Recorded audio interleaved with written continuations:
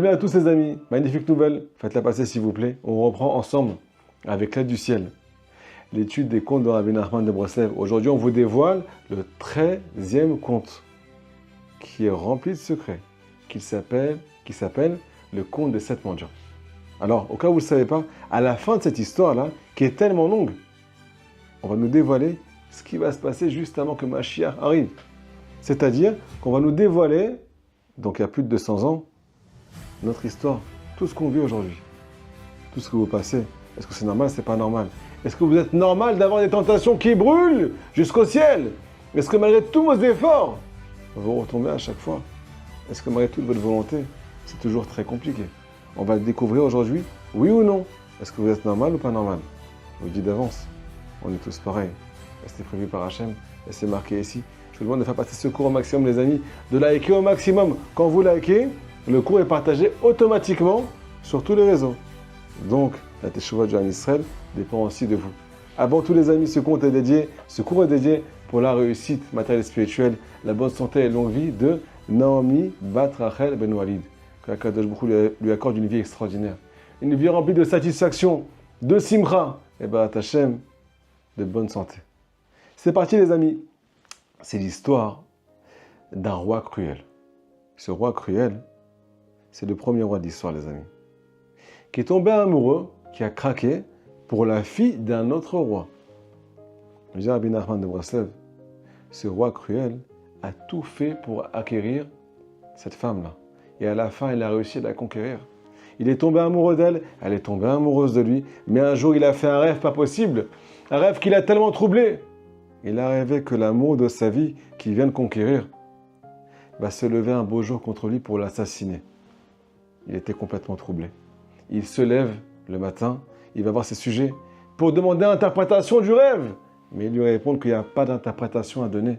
C'est vraiment ce qui va se passer. Un jour, elle va le prendre et elle va l'assassiner.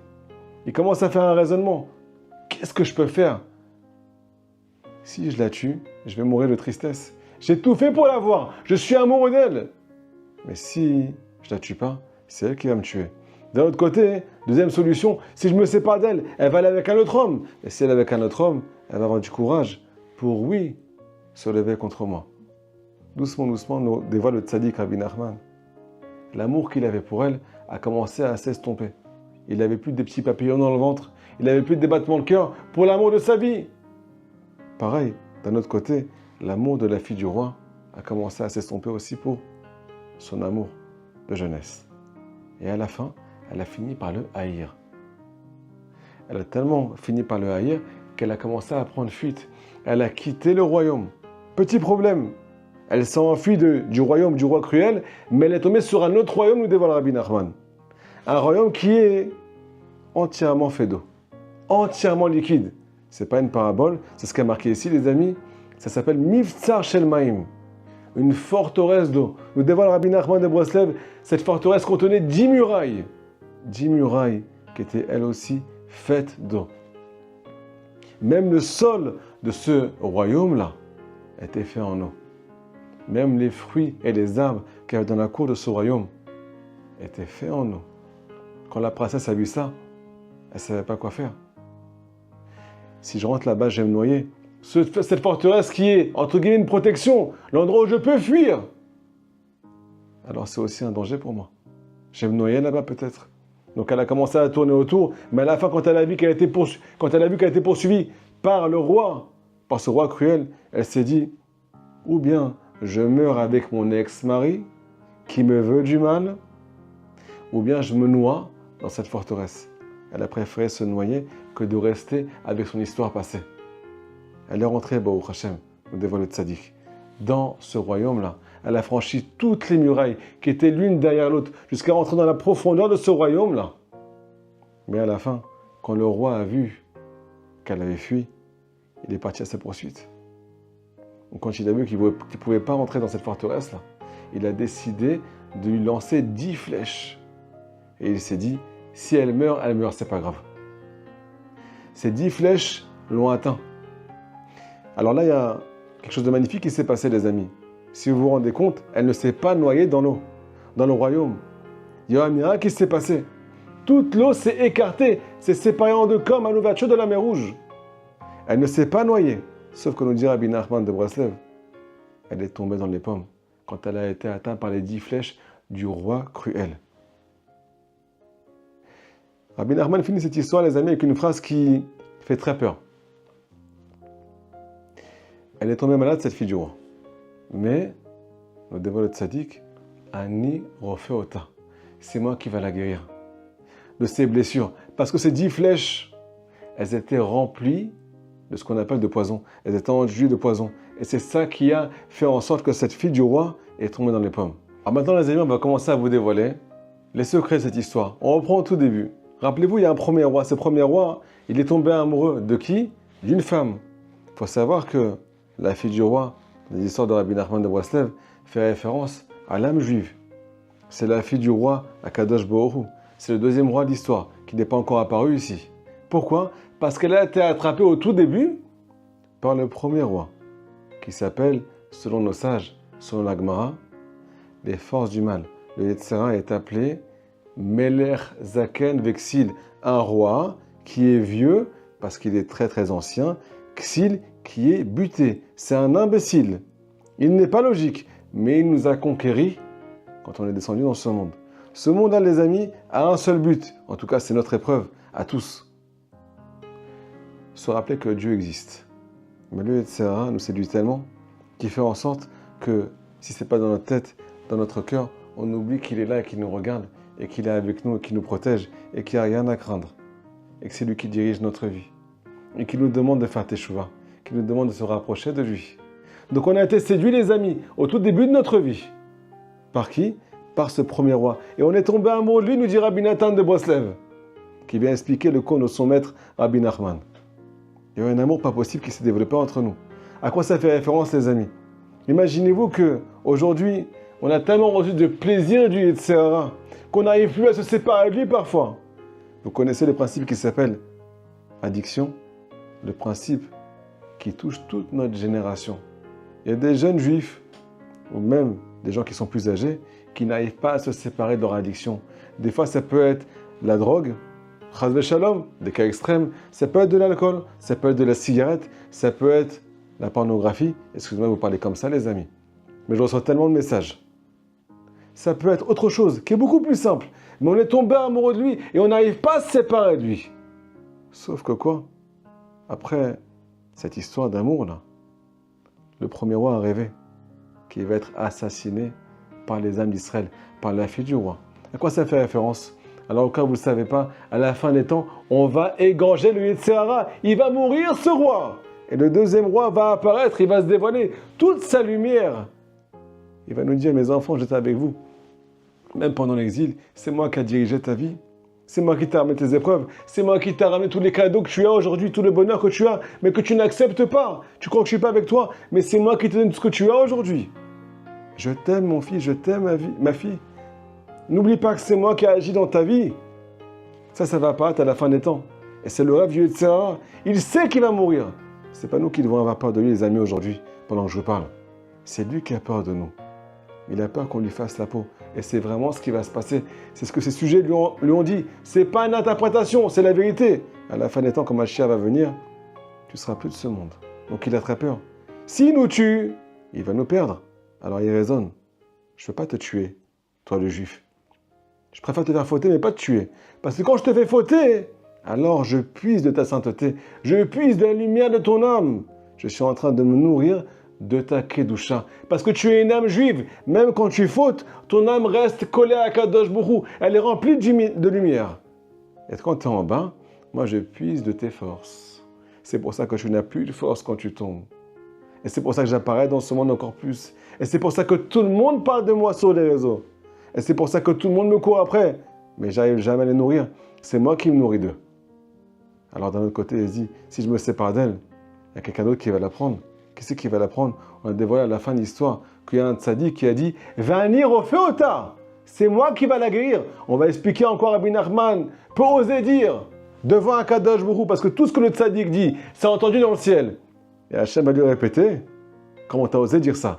Et s'il a osé dire ça, c'est qu'il sait ce qu'il dit, le tzaddik. Si je me sépare d'elle, il y a le tzaddik qui va la prendre et qui va la réparer, qui va la guérir. Et c'est sûr qu'elle va me tuer.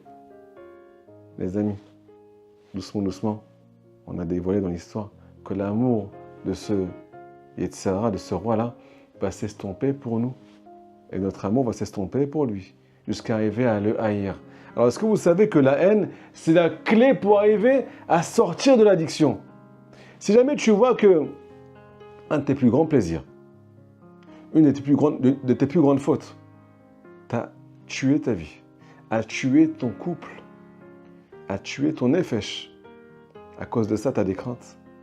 Tu es tellement addict que tu ne sais plus quoi faire de ta vie. Ou bien tu n'es pas addict, mais tu es, entre guillemets, dépendant de ton café le matin, dépendant du sourire des gens, dépendant de ce que les gens disent de toi, dépendant de plein de petites choses qui ne sont pas selon ce que Hachem attend de toi. Donc automatiquement, un chemin qui ne construit pas, un chemin qui détruit peut-être une âme juive. Quand on se rend compte de ces choses-là, les amis, et qu'on est conscient que c'est plus du mal, plus de pertes que de gains, on commence à haïr le Yetzirah. Et quand tu haïs le Yetzirah, tu n'es plus attiré par lui. Parce que maintenant, je te déteste, tu as détruit ma vie. C'est à cause de toi que j'ai perdu tellement de choses. C'est à cause de toi que je ne suis pas dans mon assiette, que je n'ai pas l'esprit tranquille, parce que tu n'arrêtes pas de me troubler avec ce que tu mets devant les yeux, avec tes séductions, avec tes tentations. Donc quand elle a vu ça, elle a commencé à le haïr, les amis. Nous aussi, on doit haïr le Yetzirah et commencer à prendre notre vie en main et commencer à tomber amoureux et à craquer pour le deuxième roi qui s'appelle Akadosh Baruch Hu. Parce que lui, il ne nous fait pas de mal. Lui, il veut que construire notre vie, même s'il y a plein d'épreuves et c'est la fin de l'histoire. Donc, cette fille-là, par sa haine, a commencé à prendre fuite. Mais là, qu'est-ce qui s'est passé? Elle rencontre un château qui est rempli d'eau. À Mivtsar Shelmaïm, avec 10 murailles qui sont remplies d'eau, avec des fruits, avec des arbres qui sont aussi liquides. Même le sol là-bas, il est liquide. Elle a peur de se noyer. Les amis, ça fait référence à nous. Quand on fuit le Yetzirah, quand on décide de prendre notre vie en main et de faire teshuva parfois, qui a dit que tes épreuves vont s'arrêter? Tu rentres dans l'inconnu. L'inconnu, c'est quoi? C'est la noyade. C'est l'allusion que Rabbi Nachman nous fait ici. C'est un château d'eau. Tu n'as pas de te noyer. Mais qu'est-ce qu'elle a dit, cette fille-là? Qu'est-ce qu'elle a dit, la princesse qui fait référence à l'âme d'Israël? Parce que c'est une princesse. Elle doit retourner chez son père. Elle appartient à la Gdusha, à la sainteté. Elle a dit, je préfère me noyer que de retourner avec mon ex-mari, avec mon premier amour, avec mes premiers plaisirs, avec qui je me suis attaché, avec qui je me suis marié. Je ne peux plus rester là-bas. J'ai tellement souffert que je préfère me noyer et tomber dans l'inconnu. Miracle, elle ne s'est pas noyée, les amis. Elle est rentrée là-bas, l'eau s'est séparée en deux. Elle a franchi toutes les murailles. Et doucement, doucement, elle est arrivée dans une chambre qui était très profonde dans ce château-là. Mais quand le roi a vu ça, il lui a tiré 10 flèches. Les amis, juste avant de continuer, pourquoi Rabbi Nachman nous dévoile que ce château il est en nous? Nous dit Rabbi Nathan, il y a un secret extraordinaire qu'on nous dévoile ici. Quand on commence à fuir le Yetzirah, quand on commence à vouloir prendre sa vie en main, alors qu'avant on était impur, maintenant on veut se purifier. La tahara, la pureté ne peut venir que grâce à l'eau. L'eau, ça fait référence au mikvé premièrement. Une femme qui est nida doit aller au mikvé pour se purifier, pour s'accoupler avec son mari, pour avoir du shalom bayit. Ça annule toutes les impuretés, toutes les clipotes, tous les problèmes dans la vie. Deuxièmement, l'eau, ça fait référence à la Torah. À Torah Nimshel Lemaim. Celui qui veut arriver à avoir un chemin stable, il faut qu'il rentre dans la Torah. Il faut avoir un cours de Torah, les amis, au moins chaque jour. Au moins étudier 1 heure par jour la loi juive. Au moins étudier 1 heure par jour la Emouna. Comment on te regarde, Hachem, dans ce monde? Si jamais tu étudies la Torah, alors tu ne pourras pas te noyer, même dans ton nouveau chemin. Si jamais tu as un rave dans ce monde et que tu fais ce qu'il te dit, et qu'il te correspond, ce rave, même si ce chemin il est différent, il est nouveau pour toi, tu ne pourras pas te noyer. Et ces 10 murailles, les amis, c'est 10 murailles d'eau. C'est un peu contradictoire. D'un côté, c'est liquide, d'un côté, c'est une muraille, donc c'est solide. Ces 10 murailles, nous dit Rabbi Nathan, font référence aux 10 commandements, font référence à la Torah. Celui qui rentre dans la Torah, même dans l'eau, il va arriver à palper les choses. Deuxièmement, toute la création, toute cette forteresse, les arbres, les fruits sont aussi liquides. Ça veut dire qu'ils font aussi référence à la Torah qui fait référence à l'eau. Tout ce monde, nous dit Rabbi Nachman de Breslev, crie au repentir. Akadosh Baruch Hu hurle à travers toute la création pour qu'on revienne vers lui. Les arbres, les fruits, tout ce que tu consommes, tout le matériel que tu vois, vient de la Torah, vient d'Akadosh Baruch Hu. Si jamais tu sais entendre ces allusions-là dans ta vie, dans ton nouveau chemin, et chercher à traduire, à interpréter toutes les épreuves et toute la création que tu vois, ça va la ramener à Akadosh Baruch Hu. Papa, c'est toi qui apparaît ici. Ce paysage, c'est toi qui l'as fait. Ce bonheur, c'est toi qui l'as fait. La création, elle est régie par toi, papa. Et les fruits et les arbres et tout ce qui est autour. Alors là, tu vas arriver à jouir de tout ce que tu vois. Parce que Hachem est partout. Parce que la Torah est partout. Et qu'elle est là pour te construire. Donc les amis, tout est fait, ce qu'on appelle sous la base de la providence divine. C'est Hachem qui gère ce monde. La Torah, l'eau qui gère ce monde, c'est la nouvelle forteresse. Maintenant, comment il a réussi à l'atteindre, ce premier roi qui fait référence au Yetzirah? Elle est protégée. Elle a pris son courage à deux mains. Elle a passé les 10 étapes. Elle s'attache aux 10 commandements. Il décide de lui lancer 10 flèches. Ces 10 flèches, à quoi elles font référence, les amis? Est-ce que vous savez que chaque juif qui fait teshuva, il a un passé? Ce passé-là, il est à l'intérieur de nous, les amis. Il ne partira jamais. Les sentiments qu'on a eus, les choses qu'on a vues, qu'on a senties, qu'on a touchées, elles font partie de notre conscient, de notre subconscient. Et des fois, on est mis de gaga, on se languit de ces choses-là. Et des fois, les fautes qu'on a faites dans le passé, chas v'shalom, elles peuvent créer des grosses questions sur Akadosh Baruch Hu. Même quand tu as fait tes chouvas, des fois tu dis, papa, qu'est-ce que tu veux de moi? Je ne comprends pas comment tu agis avec moi, malgré tous les efforts que j'ai faits, malgré le fait que je suis rentré dans un bon chemin, je me sens toujours poursuivi par le premier roi. Il ne veut pas me lâcher, malgré que j'ai tout fait pour toi, papa, malgré que j'ai tout quitté pour toi, papa. Ces questions-là, les amis, ce sont 10 flèches qui sont enduites de poison. C'est du poison pour la Neshama, c'est du poison pour toi qui regardes cette vidéo. Quand tu te lèves le matin, tu as des questions pour Dieu, alors que tu es venu prier, alors que tu es venu faire être beau des doutes, alors que tu accomplis sa Torah, alors que tu étudies sa Torah. Mais je n'arrive pas à te comprendre. J'en ai marre que je dise comme ça avec moi dans ma vie. Ces questions-là, les amis, c'est du poison parce qu'elles nous séparent de lui alors qu'on est avec lui, alors qu'on a une vie qui est dans le bon chemin. On n'est pas avec le roi qui a créé ce chemin. Donc c'est du poison. Ces 10 flèches sont enduites de poison. Toutes les questions qu'on a sur Hachem, nous dit Rabbi Nachman, c'est normal. Parce que lui, il est divin et nous, on est humains. Mais elles font partie de notre passé. Donc les amis, la vraie réparation, nous dit Rabbi Nachman de Breslev, elle passe par le tzaddik de la génération. Le tzaddik qui est venu pour réparer les dernières âmes qui sont juste avant la vie du Mashiach. C'est ce qu'il a dit à la fin de cette histoire-là. Vani refeota. Comment tu te permets de dire ça, Rabbi Nachman? T'es pas un youtubeur, t'es pas un genre de pétanque, t'es le tzaddik et de l'âme. Qu'est-ce que ça veut dire que c'est toi qui vas la guérir? Alors les amis, il y a 10 flèches qui ont été jetées sur vous. Chas v'shalom. Mais c'est le cas de tout le monde. C'est toutes nos questions, c'est toute la tristesse, nous dit Rabbi Nathan. Ces 10 flèches font référence à la tristesse que tu ressens dans ton cœur. Tous les manques que tu ressens dans ton cœur chaque jour quand tu te lèves le matin. Comment je peux me remplir? On va aller au resto aujourd'hui, on va se faire un kiff entre amis, mais je ne me sens jamais rempli. J'ai toujours encore des manques qui sont encore plus graves, encore plus profonds. Donc des fois, on tombe dans des grandes fautes, dans des grandes addictions, des trucs qui te font sauter en l'air en 2 secondes. Pourquoi? Parce que tu as un manque, parce que tu as reçu les 10 flèches. Et après, quand tu tombes, tu as encore plus de questions sur Hachem. Je me dis, Rabbi Nachman, c'est moi qui va te guérir. Tu sais comment? Alors, par rapport à ces 10 flèches, j'ai dévoilé les Asara Minyan Negina.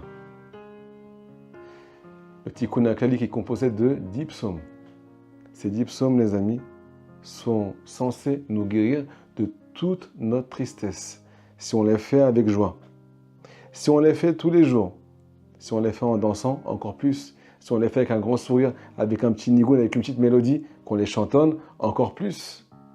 Elles sont censées guérir notre Neshama, qui a été attrapé par le Yetzirah, par les forces du mal, et qui est attaché à l'intérieur d'elle par les forces du mal. Le Tikkun HaKlali, les amis, c'est marqué dans la leçon numéro 29 du Likutei Moharan.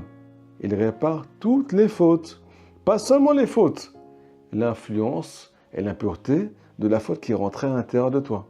Donc si tu le fais avec joie tous les jours, ces 10 psaumes par rapport à ces 10 flèches qui sont chas v'shalom, rentrées dans ton cœur, tu vas peut-être pouvoir guérir. Fais-les avec simplicité, sans faire de calcul.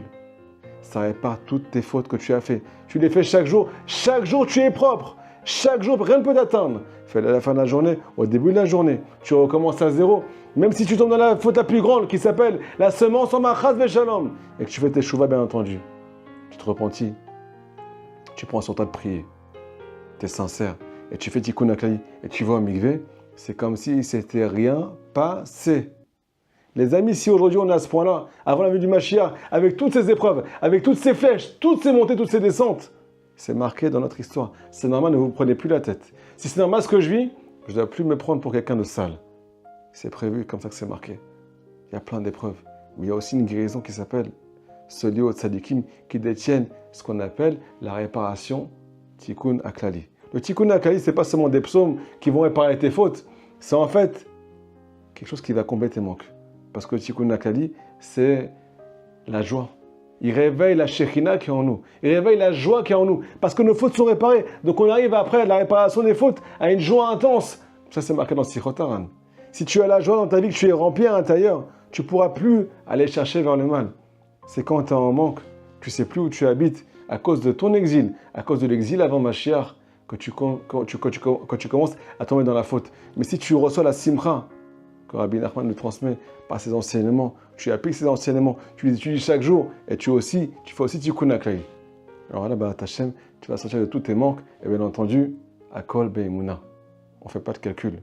C'est ce que Rabbi Nachman a dit, on applique avec un grand sourire, et on dit merci Hashem d'avoir envoyé un docteur qui dit Va'ani refeota, c'est moi qui va guérir les âmes d'Israël avant que Mashiach arrive. Les amis, je vous demande de faire passer ce cours au maximum, et sur